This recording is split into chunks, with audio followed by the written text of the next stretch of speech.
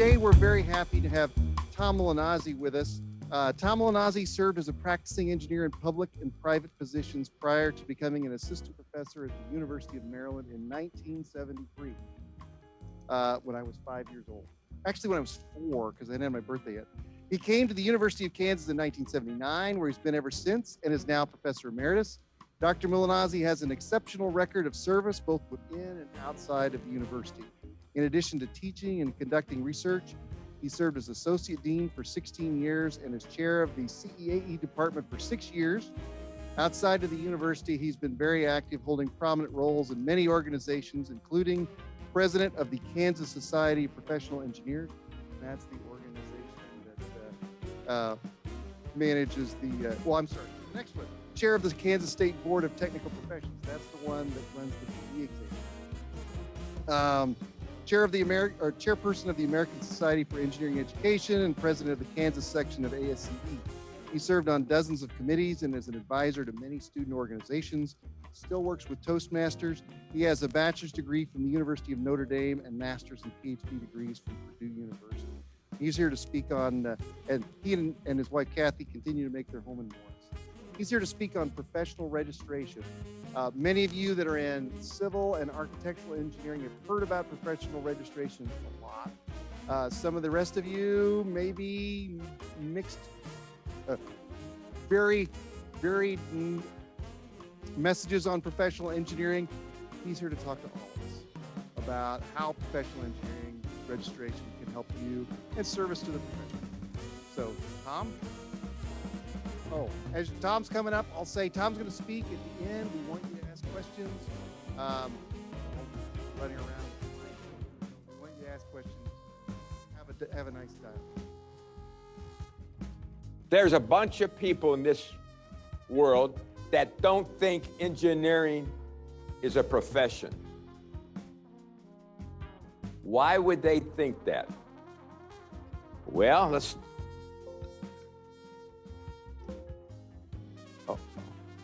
there we go. Here's why they think that. Lawyers get a degree, and then they have to take the bar exam. Accountants get a business degree, but they have to pass the CPA exam. Doctors get their degree, and then they still have to pass board certification exam. Engineers get a degree, and they're done. Or are they? Think about that. I'm going to be talking about why all engineers, chemicals, aeros, civils, archis, mechanicals, should be registered. Okay. Here's the outline of my talk. I'm going to talk about the undergraduate education that you're getting in relationship to the fundamentals of engineering exam. Then I'm going to tell you about the fundamentals of engineering exam, then the professional engineering exam. Got a few comments on the value of professional licensure. Then I'm going to talk a little bit about my experience with the Kansas State Board of Technical Professions and why you should get active in professional societies. ASCE, ASME, CICHE, I guess it is. You should definitely get involved in that. Okay. Undergraduate education in the FE exam. Do you realize that not everybody can sit for the fundamentals of engineering exam? How about somebody who gets a technology degree from K-State or Pitt State? They can't sit for this exam. Now, a lot of engineering schools will allow non-engineers to go on to graduate school. Physicists, mathematicians, chemies, they allow them to go, non-engineers, physicists, mathematicians, they get their undergraduate degree, and then they let them sit for the FE exam. Guess what? That has no reciprocity. That has no comity. Comity is a word for, can you go to another state with your degree? Because States say you have to have an undergraduate accredited undergraduate degree to take this exam. And that makes a lot of people mad. When I served on the board, we had people that had degrees in other areas. Let's take math, and then wanted to sit for the fund. They got a master's degree in engineering, because we do let non-engineers get into the graduate program in some schools. No. Why should all engineering students take the FE exam? Because you'll never be able to pass it once you're out of school. And someday you may want to be a professional engineer. I have a lot of friends that wait after they're after school because they're tired of taking tests. They're out 3, 4, 5 years, and they can't pass the FE exam. Now, I couldn't pass the FE exam right now if I wanted to. The last time I worked a calculus problem was in 1962. What do you think I know about calculus right now? It doesn't take very long to lose that knowledge. Civils, statics, dynamics, strength of materials. Chemical engineering, processes, okay? I had a phone call when I was department chairman from a young man in California. He said, "Sir, I hated your guts when you forced me to take that doggone FE exam." He was an RT student. It was a waste of money, waste of time, but in civil and RT in this university, you have to take the FE exam in order to graduate. Don't have to pass it, but you have to take it. Well, he took it and he passed it. Went to work for a firm out in California. He called me because he had just passed the professional engineering exam. He was now a professional engineer. But the real reason he called, he said, "I want to thank you, because I work with 3 or 4 other people here who are RTs from other schools who were not encouraged to take the fundamentals of engineering exam, and they can't pass it now. They've been out of school 4 years." Remember, technology changes, your knowledge decreases as time goes on. The emphasis varies from department to department. The chemies, have they talked about fundamentals of engineering exam? No. Why? And arrows don't. And electrical and computer engineering, they don't talk about it because there's something called industrial immunity. You don't have to have a PE license to work at Koch Industries, work for Boeing. They have one person probably on the staff that has a PE, at least one, to sign plans, but everybody else doesn't have to have it. Mechanicals, you should take it because someday you might want to get into the heating, ventilation, air conditioning business. Civil should take it. Archies should take it. I wish mechanicals required it. The FE exam is based on your undergraduate work, folks. I happen to take material from the mechanical engineering exam.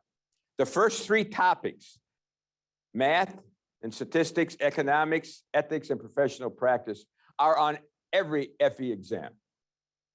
Those, from then on, it gets very specific. I know the civils are going to say statics, dynamics, and strength of materials. That's us too. But materials property, thermodynamics. When I took the FE exam, my fear was thermodynamics. Thank God it's off the civil exam. But mechanical is heat transfer, measurements, instrumentation and controls, mechanical design, and analysis, electricity, and magnetism.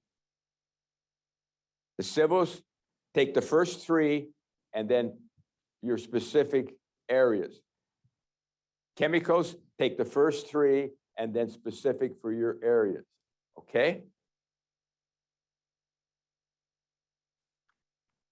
All FE exams are computer-based now.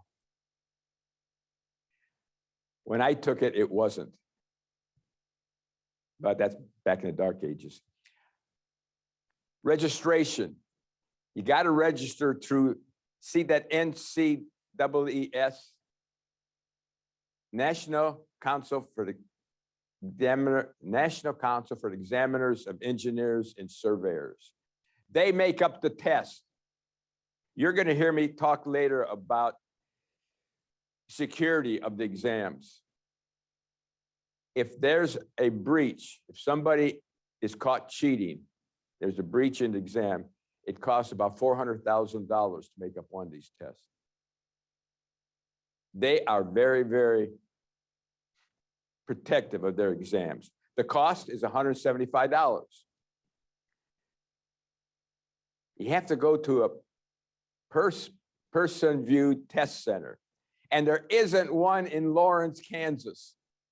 There's one in Kansas City, there's one in Topeka, there's one in Manhattan, and there's one in Hayes, Kansas.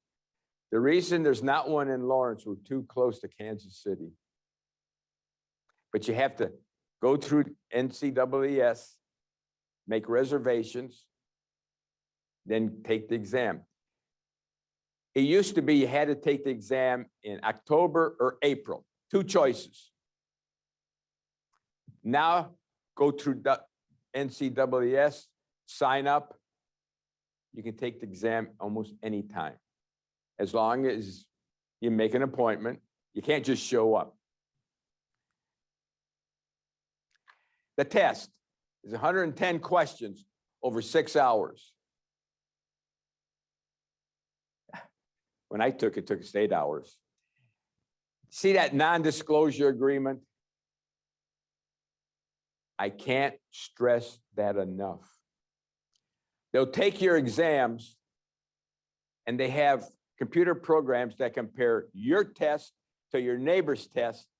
And if they're too similar, you both are out. They are very, very, very protective of these exams. There's a tutorial on how to take this test. Exam time, 5 hours and 20 minutes with a 25-minute break in the middle there. Pretty straightforward. I want to go back to this non-disclosure agreement. It's amazing how much cheating goes on in high schools and in colleges. Don't try to cheat on the FE exam. Please, I don't want you dismissed. Here are the disciplines where the FE exam is offered and the pass rates, just for your own information. I got these off the NCEES data for year 2020-2021. Chemical, civil, electrical, and computer engineering, environmental engineering, industrial and systems mechanical. Other disciplines. What are some of these other disciplines? Archae, nuclear, ceramic. There are quite a few different fields of engineering, but these are the only ones that offer the FE exam. There's no expiration date, folks.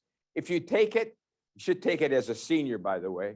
If you take it in your senior year and you pass it, it's good until you're 70 years old or 80 years old. You never have to take it again. It's a one-time test.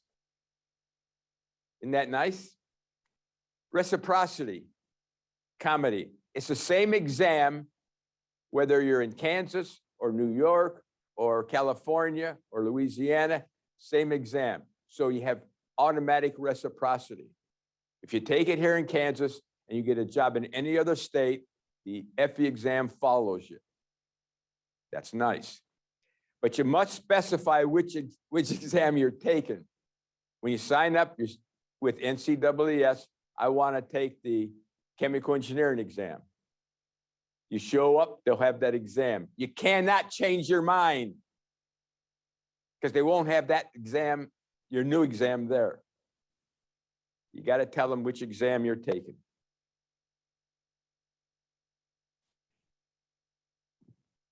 I retired 7.5 years ago because the NCEES reference book is the only reference you can use, and you can't even bring it into the exam. They have electronic format, they have electronic reference for this handbook. Got your computer, reference comes up. I would not know how to go back and forth. I'm sorry. The FE results typically arrive in 7 to 10 days. Woo! For years, you took the exam in April or October. If you took it in April, like I did, you didn't get the results back until July. That is bad, because if you're a senior and you take the exam, let's say in March, you get the results back by the end of March. You now can put it on your resume when you apply for a job. But if you get it 6 weeks later, or later sometimes, you can't use it to get a job. And believe me, especially in civil, mechanical, RT, it's nice to have that on your resume when you're applying for a job. The second part of the test is the principles and practice of engineering, known as the PE exam, the 3 E's. The first E is education. You have to have graduated from an ABET accredited school, ABET, Accreditation Board for Engineering and Technology. You got to pass the engineering side degree, okay? That's the education. The second E, you got to pass the fundamentals of engineering exam.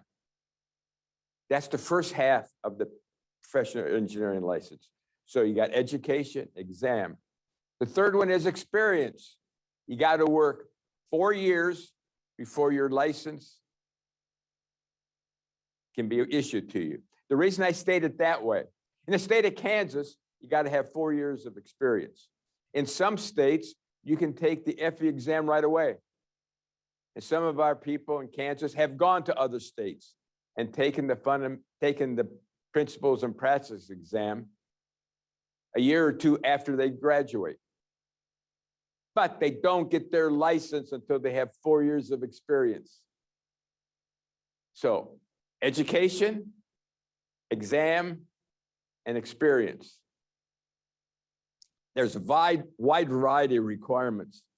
Kansas board, which I served on, was one of the most restrictive boards in the United States. And there's, counting some of our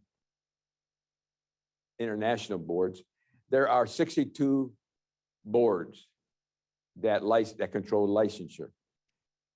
If you pass the exam in Kansas, the PE exam, you can go to any state but 2. Those 2 are Florida and California for different reasons.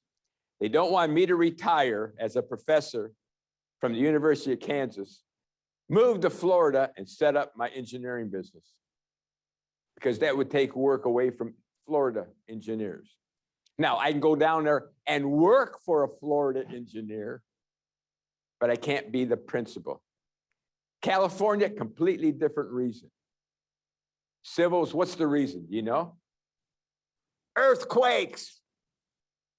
You got to have take a special test on earthquake analysis. Makes sense, doesn't it? Especially those of you interested in structures. How can you build a structure in California if you don't understand what happens when the earth shakes? So, but other than that, if you pass it in Kansas, you can go to any other state and they'll accept the PE exam. Okay, remember that. Personal experience with the PE exam.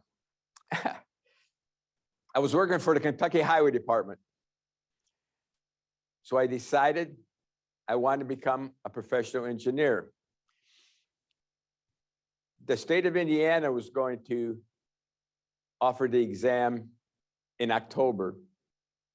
And since I went to school in Indiana at Notre Dame and Purdue, and at that time, the exams were made up by the professors of the engineering schools in that state, I figured I had a better chance of passing it in Indiana.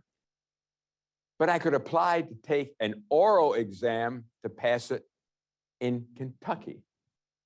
So I showed up before the board, and they asked me, how do you pronounce your name? I said, Mulinazzi. Why are you not taking the written exam in Kentucky? Why are you going to Indiana? So I explained to him that I went to school in Indiana. Back in those days, the exams were written by the professors.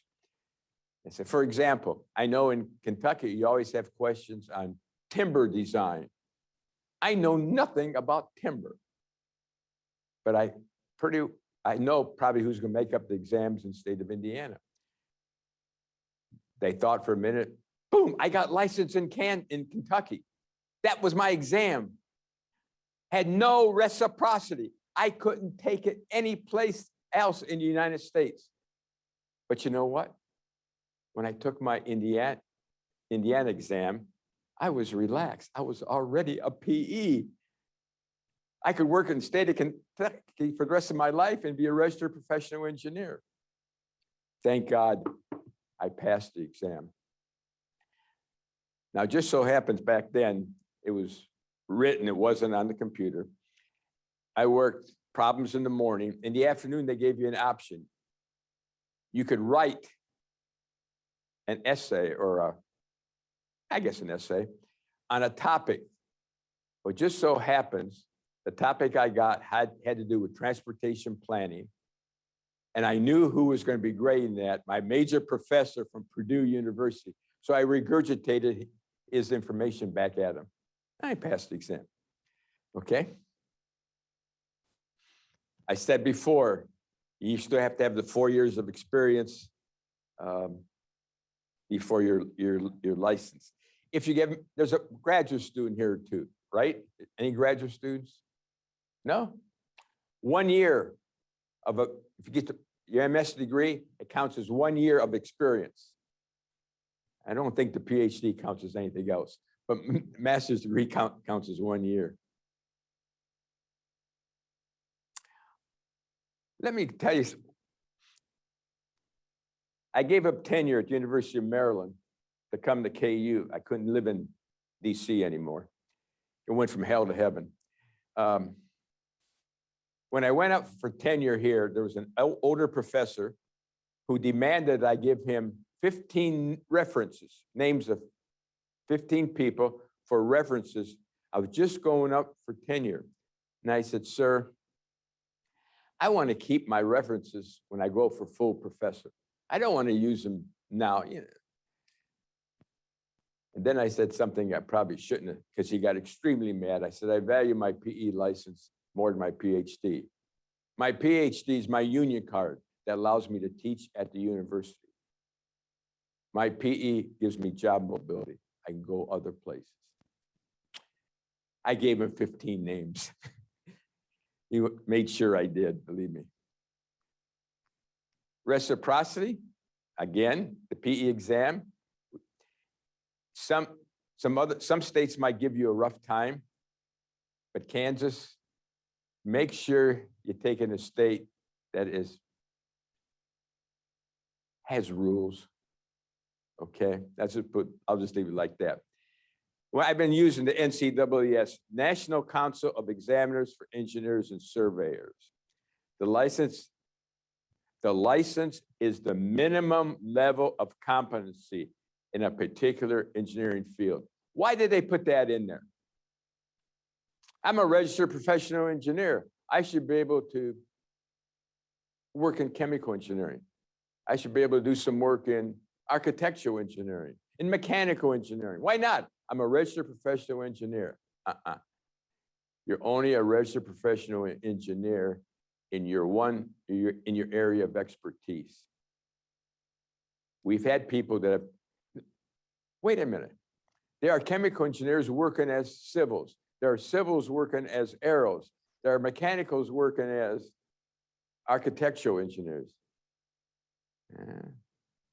You take the exam based on your experience of work, and if you're working as an architectural engineer, as a mechanical engineer, got to be careful. The PE exam has 80 to 85 questions. That exam is 9 to 9.5 hours long, depending on which one you take. We had a 50-minute break. You think you get tired taking the exam, that one will wear you out. The first half of the PE exam is breadth. You cover almost everything in your area, no matter which, if you're mechanical engineer, Justin, mechanical engineering stuff. The depth questions are in the second half in specific areas, and I'll show you what I mean. There are 16 specific PE exams. These are the 8 that involve programs here at KU. There are 8 others: nuclear engineering, ceramic, okay? But these are the ones that you should be interested in. Mechanical, electrical, and civil get a little more specific. You know, in the in-depth morning part, cover everything. In mechanical engineering, then you have to pick either HVAC and refrigeration, or mechanical design and materials, or thermal and fluid systems. Again, you tell them which exam you're going to take, and you show up and they'll have it. In electrical engineering and computers, it's power, computer engineering, or electronics, control, and communications. Okay? For civil, doing, there's 5 of them. I have a friend in the chemical, or I had a friend in chemical engineering who could not understand why civil engineering professors couldn't teach every course in the department. Because he said every chemical engineering professor could teach every course in chemical engineering. Is that close? Sort of. I'm a transportation engineer. What I know about structures, geotechnical, construction, I could probably take a shot.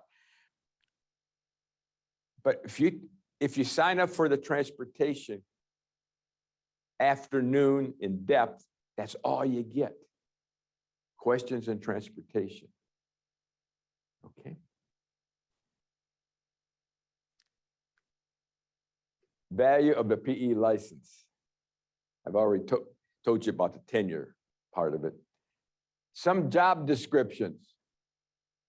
These will have a requirement that you have to be a PE. County engineer in the state of Kansas. If you want to be an owner of a consulting company in Kansas, you don't have to be a PE in some cases, but in some cases you have to be. Okay? Firms like to have more, the more PEs they have, the better qualified, at least it shows. Gives you job mobility. I had a student one time in civil engineering who married a young lady with a degree in accounting, I think. She was out of the B school. They both were working in Kansas City. And she got offered to be the manager of an office in the Colorado Springs area. She came home one night and said, honey, I want to move to Colorado Springs. I got a fantastic offer. He's a civil engineer. He happened to pass the PE exam. It was after the 4 years. He went to Colorado Springs and got a job because she was going to move there and he was, by God, going to go with her. Okay? That PE exam, the PE license does carry some weight.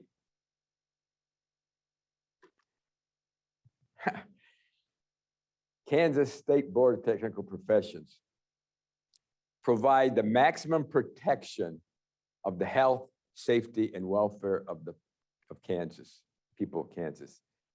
Some of you from Kansas City, from the Overland Park area, you ever heard of Hyatt Regency? Somebody taking a basic course in statics could explain very easily why that failed. At one time, the fourth floor and the second floor were hung on one rod. Somebody made a decision, by God, we're going to have to thread that entire rod to get that fourth floor up there. That's too much work. Let's do this. Now, you got a different weight analysis. If they're both hung here, and all of a sudden you only have to thread the bottom half. It failed. The engineer lost his license. Okay? If you make a mistake, you're going to lose your license. The state board, we register or license engineers, surveyors, geologists, landscape architects, and plain architects. One of the things I developed was a deep respect for the other disciplines, because you find out what they're doing, how they're doing it. By God, they're doing the same way you are. Something's got to be right. But I was overwhelmed by some of the fiascos I saw by professional people. The state of Kansas was originally surveyed back in the 1860s, 1870s, something like that. The equipment was crude. It was rough, but they set the limits. Okay, they put, this is it. There was a surveyor in one of the counties that said, you know, that old survey was wrong.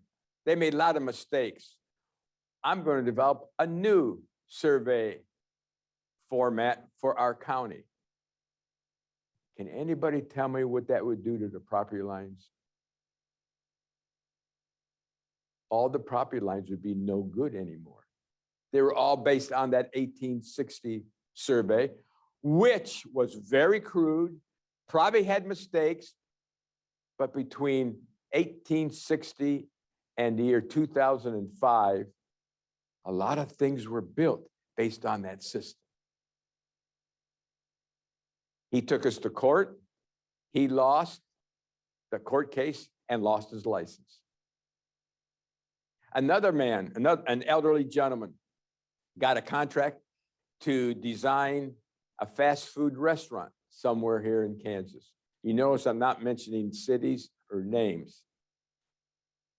The building was built, went into operation, and it wasn't long before they realized the air return system did not work at all, and people were getting headaches by in the afternoon.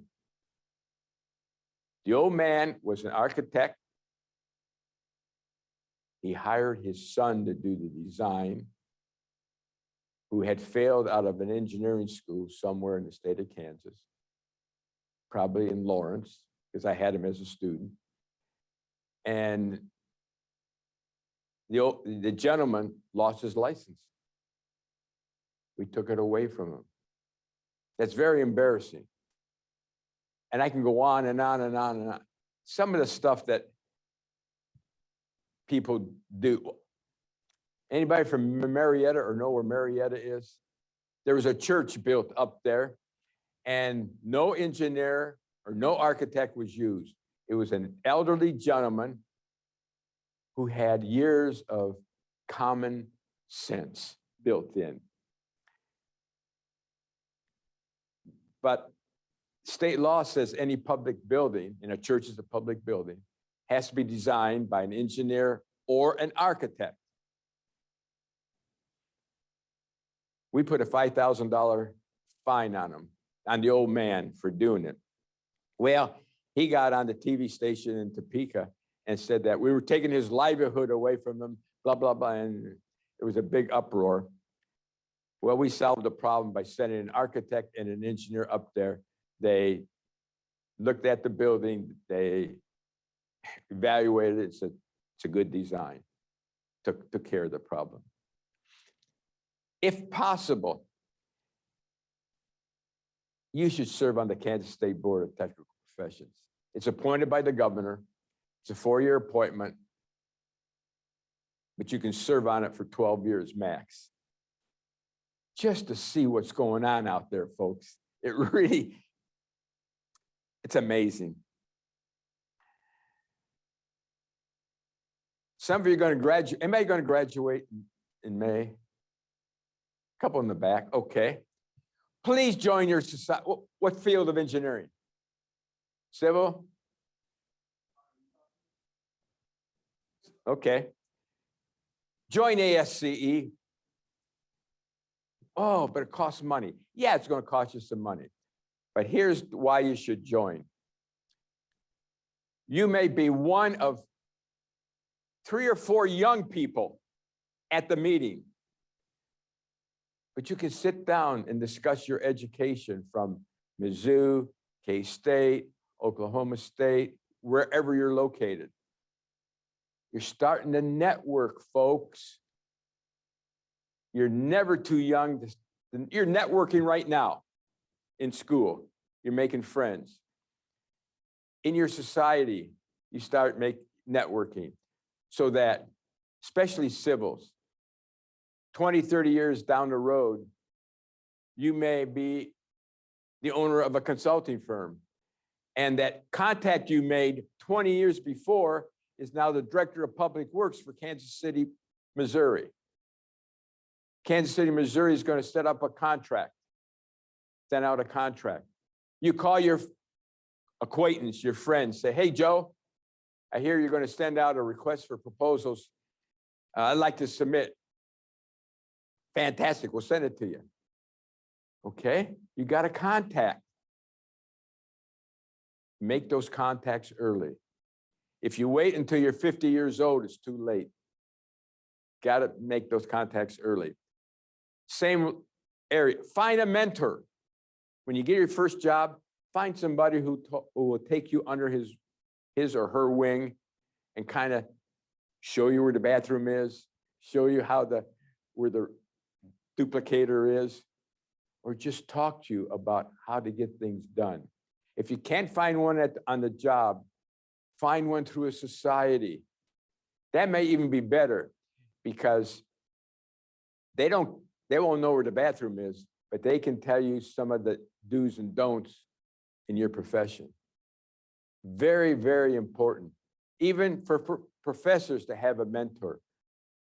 When I joined the University of Maryland, there was a gentleman there in my field. A year after, he had a big contract, $100,000 contract a year to do some work for the Maryland and West Virginia highway departments. A year into the project, he turned to me and said, you are now the PE principal investigator. It's all yours. You take it and run. And he stayed there and helped me decide what to do. He was my mentor. He got me started as a profession. Continuing education requirements. The various conferences, various societies have conferences. And at those conferences, they hear people speak. If you're a professional engineer or you're not a professional engineer, just a regular old engineer, go to those conferences. That's where you meet people. Again, networking. You also need, if you're a professional engineer, 30 hours of continuing education requirements every 2 years. Well, if you can't get 30 hours every 2 years, you're dead. Because a conference, you go to one conference for 2 days, you might get 8 hours, maybe 10 over a 2-day period. Okay? Very, very important. I'm going to change gears a little bit. Justin, you've heard me say some of this stuff before. Justin's in my Toastmasters club. Why he's the only one here and nobody else, it's a shame. It really is. Never pass up an opportunity to speak or to represent your profession. When Bob called me to talk, I never turned down the opportunity to talk. If you go to work as an engineer, or when you go to work as an engineer, let's be positive. You start down here and you work and you want to get up here. This is where the money is. This is called management. If you don't have oral communication skills, you won't get above that level. Why? What do middle managers do? What do CEOs do? They make presentations in front of boards. They go out to meet clients.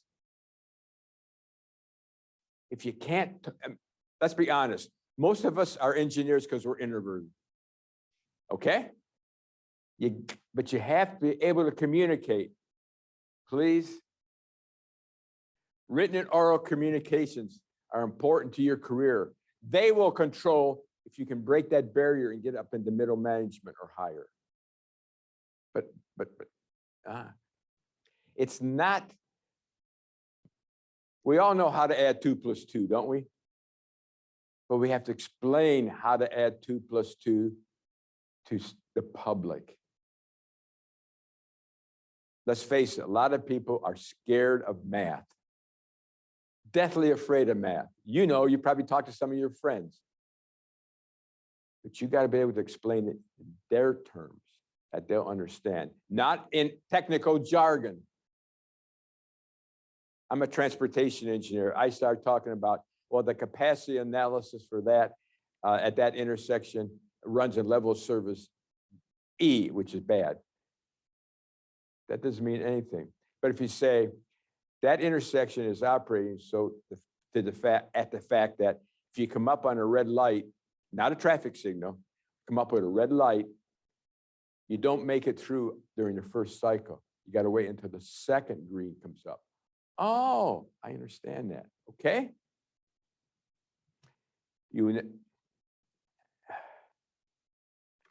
My conclusion, take the exams, especially the FE exam. I'll give you an example, aerospace engineer. We don't need it, okay? Somebody graduates from KU in aerospace engineering, designs the next most efficient engine for an airplane. 10 years later, after his new engine is put on some airplanes, one comes down, and they say it's engineering failure. He's going to have to go testify in court because it's his patent, his design. Guess what the first question he's going to get when he's on the stand? Are you a licensed professional engineer? No, sir. I don't have to be because we have industrial immunity. Our expert's a licensed professional engineer. She knows what she's talking about. I guarantee that's going to be the first question you're going to get because I've done expert witness work. And when they asked me that question, I was able to say, yes, I am a licensed professional engineer. Okay. So again, I'm going to emphasize, you won't be able to pass the FE exam when you've been out of school 3, 4, 5 years. Guaranteed. Boy Scouts honor, I guarantee it, okay? Congratulations on what you've achieved so far. It's amazing. How many people start in engineering and don't finish in engineering? Maybe they don't want to work that hard. I don't know. Your future, it's up to you. Good luck.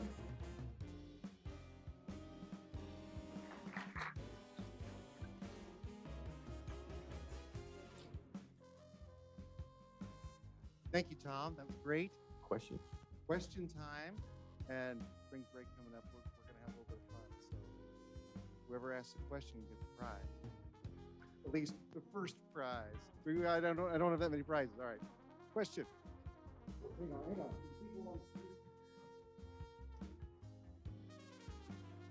The 4 years of experience you need to have, does that need to be under a PE? Like, Got it. does your 4 years of experience Take have off to your be- mask. I'm hard of hearing. Does your 4 years of experience have to be under a PE? Yes, good point. I'm sorry. Your 4 years of experience has to be under a PE. And when you apply for the PE exam, you have to have 3 references from registered professional engineers. Now, sometimes you go to work and you're working for a company, say in construction, and you're civil, and there's no PE working with you on that construction site. But what you can do when you have a construction project, it's with a city or a county, the engineer from that city can vouch for you, and other engineers that saw the work can vouch for you. But it's much clearer if you go work under a registered professional engineer. I've got an online question. Does the value of a PE vary depending on the industry you're in? From your experience, what are the main benefits of having a PE as an electrical engineer?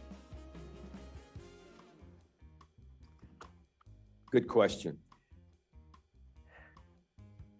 Let me give you an example. You're an electrical engineer.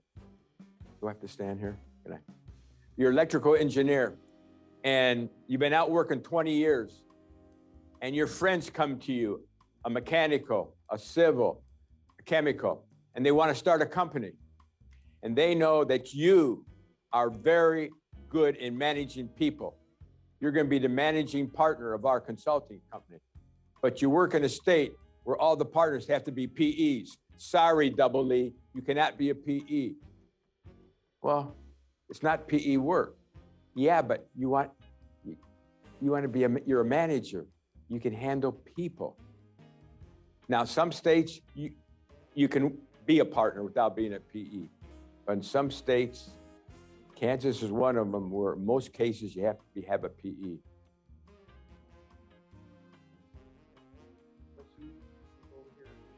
Right here. My wife's got one.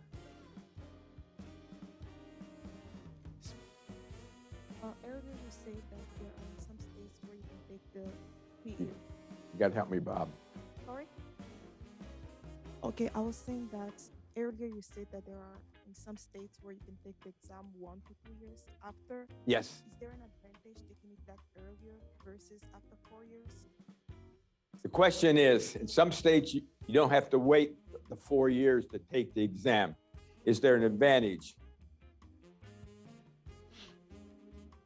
Depends where you're working.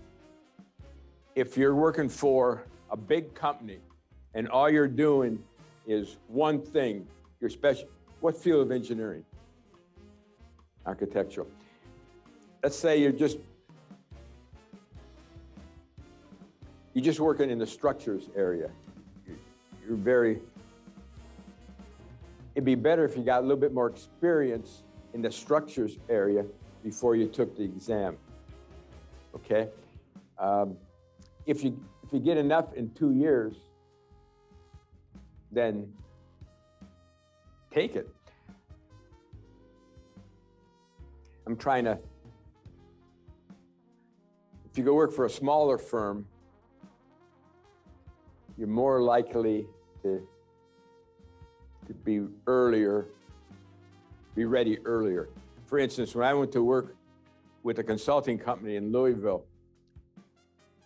I was doing surveying, I was doing transportation type work. I had some soils work. I had some water resources work, kind of exposed me to a lot of different fields within civil, so I could take it maybe a little bit earlier. But if I went to work for a company where I was specializing in transportation engineering by itself, I'd have trouble because I had no exposure in the other fields which are on that exam. In the morning part, in the breadth part, in the afternoon part, the depth part, I could handle. Depends how you feel. You take it the first time if you find out what it's all about. If you don't pass it, you can wait a year or two and take it again. Okay. Okay, we've got an online question. How about being involved in student sections of professional societies while an undergraduate? Again, that's positive. I think you save some money because it's easier to transfer. Yeah, you should all be, if you're not involved in ASCE or AICHE or ASME in undergraduate school, you're missing out. Because, remember, networking, the earlier you start, the better. The more, because you get to, I remember several years ago, we used to play basketball. The ASCE students played K-State in basketball. We played them in baseball. I got to know some of the K-State students. Later on, I met them again through professional societies. I have friends who graduated from K-State because we were interacting with them. You know, we went over there one time. We beat them in 3 games of softball. I mean, we were pretty good. But you get networking, folks. Please. It's not, you've heard the statement, it's not what you know, it's who you know. Absolutely. I hope I answered the question. Hi, Matt. Another of my Toastmasters people. What is the best way to study for the FE and PE, and is there a limit to how many times you can fail? You can take as many times as you want, Matt. They keep records, first time takers and repeat takers. Now, you got to be careful that you're not a repeat taker too many times, because then they start thinking that you're taking the questions out. They've caught somebody who took the FE exam 20 times and they put him in jail because what he was doing was remembering there are certain questions that are asked on every exam because they want to make sure that one exam is very hard and the other exam is very easy. So they have these base questions. And depending on the answers to those questions, they determine whether it's a hard exam or an easy exam, or dumb takers or smart takers. Okay. You can take as many times as you want. And what was the first part of that question? Best way to study. Best way to study for the FE exam is to study day to day in your coursework. You can also buy a book, give you example questions that they had in the past. When I took the PE exam, the FE exam, I had been on a band tour for 10 days, got in on a Thursday, played a concert on campus on Thursday, got up at 8 o'clock the next morning and took the Fundamentals of Engineering exam. How much had I studied? Nothing for that test, but I had studied in all my courses. So that I was able to pass it. Wait, one more thing. When I was department chairman, we had 5 students in civil engineering that were caught cheating. And I slapped their hands and told them, don't do that. Well, it just so happens they all took the FE exam that semester. Guess how many of them passed? None of them. They got caught cheating once, but in my opinion, they cheated their way through college and they didn't have the basic knowledge, Matt, that you get if you just study it all along. The only reason I know they didn't pass, I was on the State Board of Technical Professions and we get the results. Now, I didn't tell anybody who they were. That'd be unprofessional. But I looked for certain names. None of the cheaters passed the test. Duh. Next question. So after I graduate with a civil engineering degree and say I start working on designing cars or airplanes, Yeah. would it be beneficial and could I take the aerospace or mechanical engineering? Yes. Because the PE exam is based on work experience.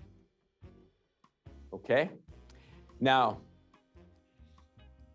some people say that the PE exam, the second exam, is more like academic work, problems that you get in school. That's why some people take the test early, because it reminds them more like a problem you get in school. But it's based on where you've been working. If you're working in aerospace, take the aerospace one, if they have one. Yes, ma'am.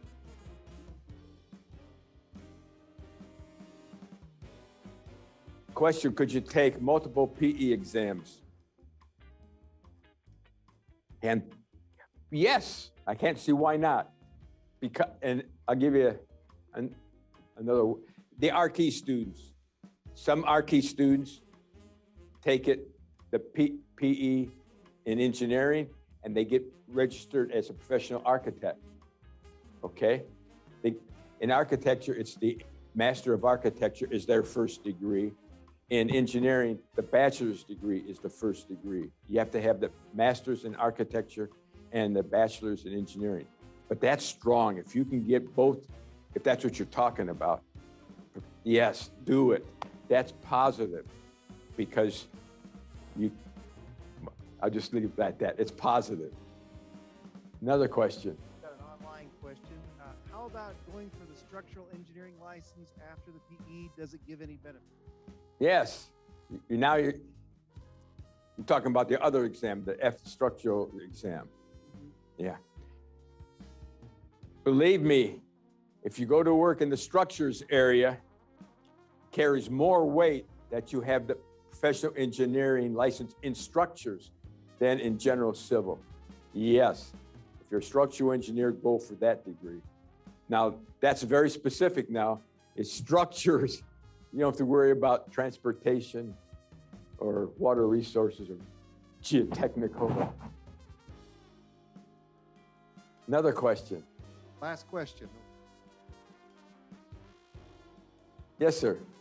You don't need that. I'm right. What is the grading and passing criteria for the FE and PE? Okay. Good question. Question was, what's the passing level grade?